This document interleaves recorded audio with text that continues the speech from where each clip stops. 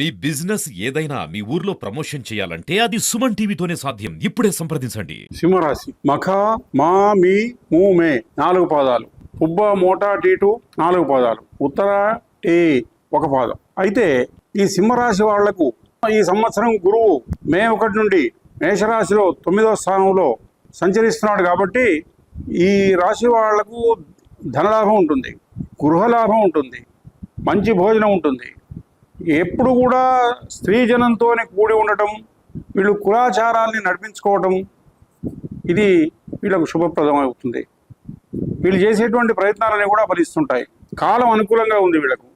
వీళ్ళు ఏ ప్రయత్నం చేసినా కానీ నెరవేరే సమయం ఉంది. ఇది అనుకూల సంబంధాలు వస్తాయి, పెళ్ళిళ్ళు చేస్తారు, బంధుమిత్రుల సహకారం ఉంటుంది, నిరుద్యోగులకు ఉద్యోగ ప్రాప్తి ఉంటుంది, కుటుంబీకులకు గృహంలో అనుకూలమైనటువంటి వాతావరణం ఉంటుంది, అనుకున్న పనులు సకాలంలో నెరవేరుతాయి.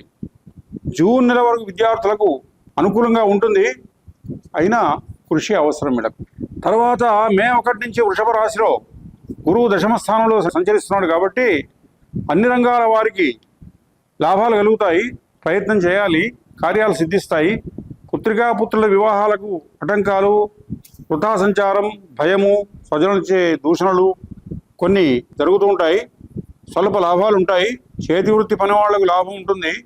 కవులకు, పండితులకు, కళాకారులకు కొంత అనుకూలమైన సమయం కాదు. ప్రతి గురువారం ఏకభుక్తం, ప్రతి పూర్ణిమకు శనగలు, బెల్లం, పసుపు వస్త్రం దానం చేస్తే కాస్త ఉపశమనం కలుగుతుంది, కార్యాలు నెరవేరుతాయి. పోతే శని ఫలితం కుంభరాశిలో ఉగాది నుంచి 7వ స్థానంలో శని సంచరిస్తాడు. ఆయన వలన రోగపీడ, ఊరు విడిచిపెట్టిపోవడం, హృదయ వేదన, గొప్ప భయం, ధన నష్టం, హృదయతాపం, ఇవన్నీ కూడా ఉంటాయి. ఎప్పుడు ఏదో ఒక ఆలోచన. ఆరోగ్యాన్ని కాపాడుకోవడంలోనే జాగ్రత్త పడడం. వాహనాల భయం కూడా ఉంటుంది వీళ్ళకు, కాబట్టి వాహనాల భయం లేకుండా జాగ్రత్త పడాలి. వ్యవసాయదారులకు మొదటి పంటలు అనుకూలిస్తాయి. అయితే అనుభవజ్ఞులు, మిత్రుల సహాయ సహకారం వలన సమస్యల నుంచి బయటపడతారు. వాహన ప్రయాణాదుల్లో జాగ్రత్త అవసరం అని చెప్పాం. శని శాంతి జరిపించుకోవడం మంచిది. ఉపశమనం కలిగి శుభకార్యాలు నెరవేర్చుకోవాలి. శని జపం 23,000 శని జపం చేస్తే మంచిది. తర్పణాలు, హోమశాంతులు చేయాలి. ప్రతి అమావాస్య రోజున నల్ల నువ్వులు, నల్ల వస్త్రాలు దానం చేయాలి. ప్రతి శనివారం ఏకభుక్తం చేయడం చాలా మంచిది. వేద పారాయణాలు చేయించాలి.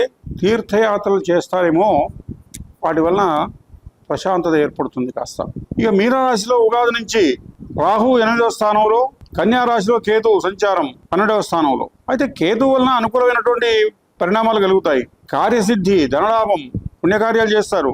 అయితే ఈ గ్రహాల స్థానాలు బాగా లేనప్పుడు శాంత్యాలు జరిపిస్తే శుభం కలుగుతుంది.